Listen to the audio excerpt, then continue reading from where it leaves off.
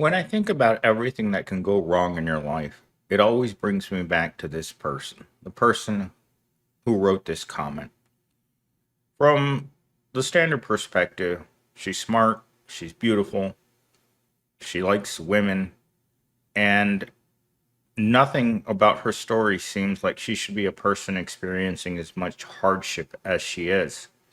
But she's been laid off in the tech field every few months for the past year. And I'm willing to bet that if I could see what she was doing right now, she'd be in her car delivering food for DoorDash. How does this happen to a person? The video that I made a few days ago on how every job in America has become a desperation job, it was kind of satire, right? But the more I think about that title, the more I realize that it's true. I used to think that this was a personal problem of mine, that I was the person that was causing this for myself. The reality is the system is trying to kick as many people out of their jobs as humanly possible, or should I say, AI possible. So I had Chat GPT write me up a script based on this comment that you guys were seeing up on the screen, and I thought that the script was really good. Normally, I would take three talking points from the script and then just start talking from there. But the script is actually pretty good, so I'm going to use it as the basis for this video today. So here we go. You know what's wild? I used to think I was smart for getting into tech. I mean, I learned to code, JavaScript, Python, crying in the bathroom, the whole shebang. They said tech would save us six-figure remote work, equity. But here I am, refreshing indeed, eating a Dollar Tree ramen and wondering if I should sell plasma again this week or just skip dinner. You wouldn't believe how many ordinary people I know with 40-hour work weeks that sell plasma, drive for Amazon, Uber, DoorDash, or all of them.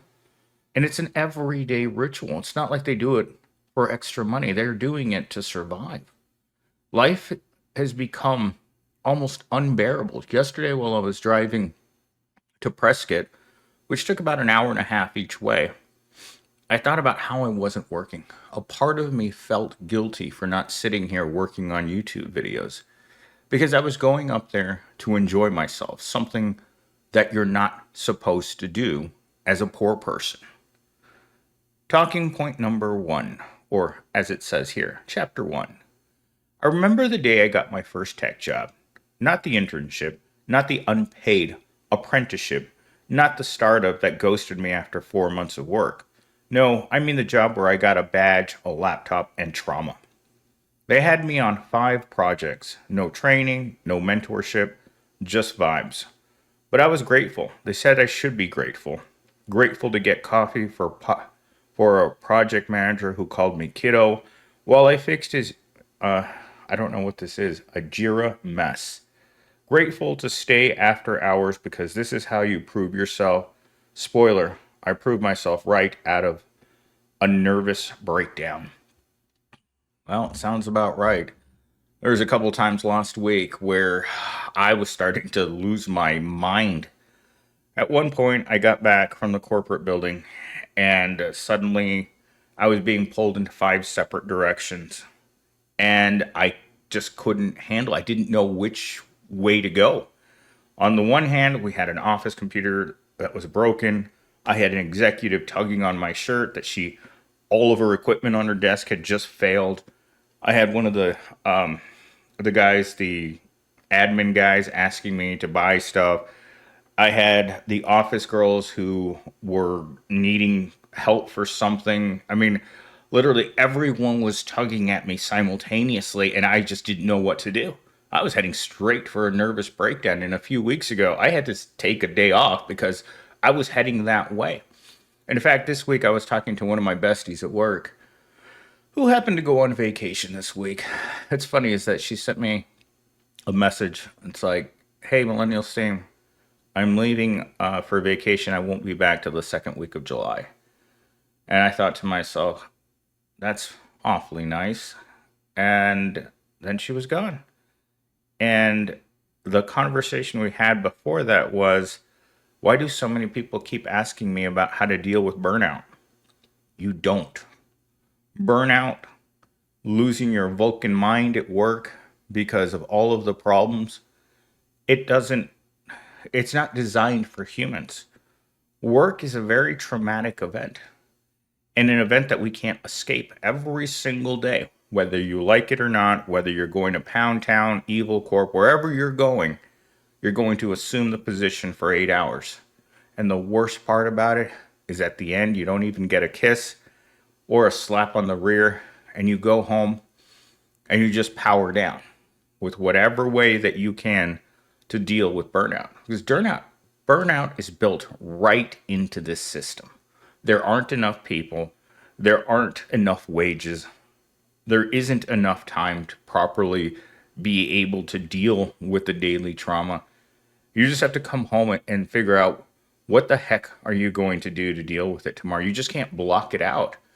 And the reason I brought her up is because I asked her about how she deals with it, because her anxiety levels are through the roof. When I talk to her, I can sense the, it's not even stress. It's almost like a constant panic attack that she's in at work. And I mean, she's the same person that told me she had to double her anxiety medication just to deal with the environment. Every person I worked with this week was like, this can't go on like this. Every single person that I talked to. And I mean, that's not just coincidence. This is every single person. In fact, my last conversation of the day started with, man, millennials team, I got to talk to someone. I have to talk to someone or else I'm going to go crazy. So it was around, I'm going to say 4:30. And I was sitting there and I get this call.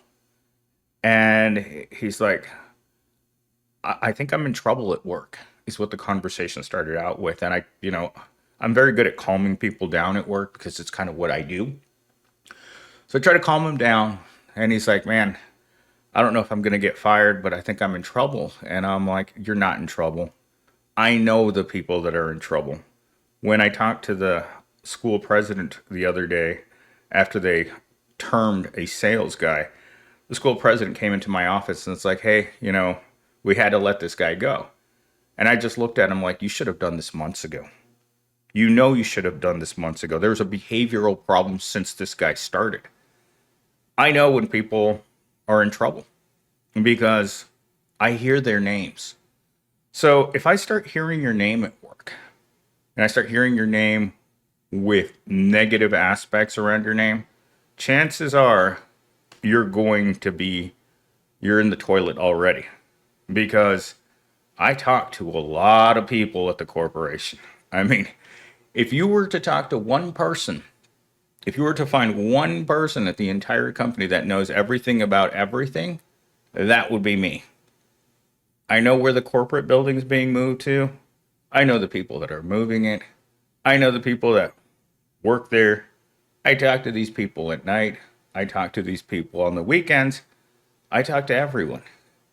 And if your name isn't coming into my ear, it means that you're invisible. It's when I start hearing your name that you got to start worrying. Because that's when I know who's going to go. And so it's a really strange position to be in, too. It's like I start hearing that you're starting to fail at work or you're burnout, you can't deal with it anymore. That's not something I heard around this guy's name. So I had to assure him, it's like, no, dude, you're fine. These things happen. People want to take out their frustrations on the tech people all the time. In fact, this week, I got a direct message from someone that said, I can't get any help. This is my second request. No one will help me. So I quickly took care of it. Bam. That's what you do. That's what I do. I'm a fixer. And I've asked Chat GPT about this before in explaining situations at work. I'm a fixer. When I see something, I fix it. Do I ask to be given credit for these things? No. But I fix a lot of things. And no matter what it is, if a person, executive, a high-level VP, a manager in another state, they know calling me is a great way of taking care of any single problem that they might have. And that's why they call me, because I get things done instantly. I don't wait. I don't, make excuses.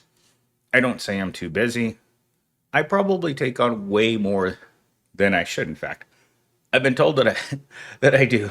Whether it's air conditioning, cleaning, recycling, disposing of things, buying things, finding things, it's me. I'm a mover and shaker. And I'm really, really good at talking to people. Anyhow, I'm off on a tangent. Let's get to chapter 2. Then came AI. Suddenly, every meeting ended with, can ChatGPT do this instead? And I'm sitting there like, yeah, it can, Karen, but it won't cry when the deployment fails at 2 a.m. It won't pull an all-nighter eating gas station trail mix trying to fix your broken CSS. And it sure as hell won't laugh at your girl boss coffee mug. I guess that's the satire part that I asked it to incorporate into the script. But that's the true thing. AI can't do everything. You can't call AI on a Sunday afternoon that one of the servers is down and can you come in? You can't call AI when someone is having a nervous breakdown at their desk because they can't get something to work. You can't get AI to make you feel better when you feel crappy at work. There are certain things AI is very good at, but there are certain things that AI will never be able to do. My sitting down with a secretary and talking to her like she's another human being, AI will never be able to do that. But AI is very, very good at so many things. In fact, yesterday while I was driving back from Prescott, I was asking ChatGPT whether or not the person that was with me was mentally slow. And she got so angry at me asking these questions. She's like, stop talking to her, the AI, because she was like, how did she explain this to me? She's like, AI in this car feels like a third wheel. Turn it off. And I was like, okay. So yeah, that was quite the unusual trip. Like, I officially can say that I have never been to Prescott. I had never been to Flagstaff, and I'd only been to the mountain biking trails in Sedona, and I've never been to Tucson. I've spent 99% of my life living in solitary confinement, mainly because I didn't have a car, and secondly, I have in real life I have zero friends, zero family, and to some extent a fear of driving long distances. I think my average car drive on a daily basis is 5 minutes to work and 5 minutes home. On weekends, if I do make additional drives, they're 5 minutes to the salon. Like, I got my hair cut yesterday. And so being in the car for an hour and a half driving one way, it gets unnerving, especially at how fast the cars want to go. And yesterday, at some points, we were going 85 to almost 100 miles an hour in a pack of cars. If you want to drive the speed limit, people are going to honk at you and tell you to get into the right lane. All right, so here we go. Final chapter. So now I'm on a 6-month contract. No benefits, no PTO, just anxiety, and a company laptop that hasn't worked since week 1. Every time I ask for support, they hit me with, oh, sorry, we thought you were with the vendor. I am the vendor, and I'm vending depression. That's hilarious. And the worst part is, you start gaslighting yourself. Maybe I should work harder. Maybe I should have learned coding in the womb. Maybe if I had 8 arms and typed 200 words per minute, I'd be worth something. That's exactly how I felt last week. You need 8 arms to be able to do everything that I do on a daily basis, because you're not allowed to just do one thing. I've spent $25,000 this month at Amazon. And I'm going to have to input every single one of those receipts by hand tomorrow. Every single one. Can you imagine how many hours of tedious work that's going to be to insert every single receipt for every single thing to equal $25,000? And that's just that purchasing part of my job. That's just the thing that I do in the background. That doesn't even include my regular job, because my regular job is I don't even know. Friday morning, I was building a stand-up desk, and I was sitting there scratching my head looking at the instructions, and then I realized, oh crap, I don't have any tools. So I put it all together, and then I didn't know what to do. It's like, well, what should I do now? Was my thought. It's like I put on so many hats. I've said this 100 times, but I could have one hand in unclogging a toilet all the way up to my elbow, and the other hand trying to fix a problem with broken hardware inside of an office computer. I mean, that those are the two extremes of my world. Building furniture, I don't think was ever really part of my life. But if it has anything to do, if it touches a computer or has a digital clock in it, somehow you get roped into doing this, because this is what this profession has become. It is no longer the white collar profession that it was when I was growing up. When I was growing up, the tech workers that I grew up with when I was a teenager, these guys were respected people. These are people who drove very nice cars, took very expensive vacations, and lived in the expensive parts of town. Now I'm a person who lives in a roach infested apartment complex and has barely been. I haven't gone 2 months without seeing a cockroach in 7 years. And that's my life. I can be anywhere at any time. And that's not what this profession used to be. And that's why Astra's telling me about this, about being laid off and laid off and laid off. This didn't happen to tech people like myself. These things weren't part of our community 20 years ago. And the worst part is I keep saying this. My boss 20 years ago made what I make today. Can you imagine that? If that's what he was making back then, if he was a little better than a minimum wage worker back then, no one would have gone into that field if the type of work and the wages we currently have. And this is exactly what Astra is saying. She thought she was safe getting a tech degree. She thought she was safe doing everything right. And this girl did everything right. She doesn't deserve what's happening to her. She doesn't deserve to be out there driving around in her car for tips. If anything, I mean, she should be on OF, or, she's, as you guys can see, she's a really, really, really extremely attractive woman that's also incredibly intelligent. Like that shouldn't happen to someone like her. And that's every time she writes in the comments, it hurts me, because I see her, I see her future, and the future for her doesn't look good. And I ask myself, if she did everything right in her life and she's still running around for tip money by delivering food, what chance does an ordinary person have? A fat, short, ugly person who dropped out of high school. This world is messed up. The system is messed up. Something has gone completely wrong with our reality. And the worst part is the system wants to make us believe that it's our fault. It's not Astra's fault that she's driving. It's not her fault at all. It's not your fault that you're making minimum wage. It's not my fault that I have a job that I can't stand. I can't leave my job. Most of us proles have to do whatever it takes.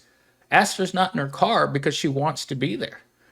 She's not there because she made bad decisions. It's the system punishing her for doing everything right. And that's where I'm going to leave it today. I hope you enjoyed watching this video, and I will talk to you guys in the next one.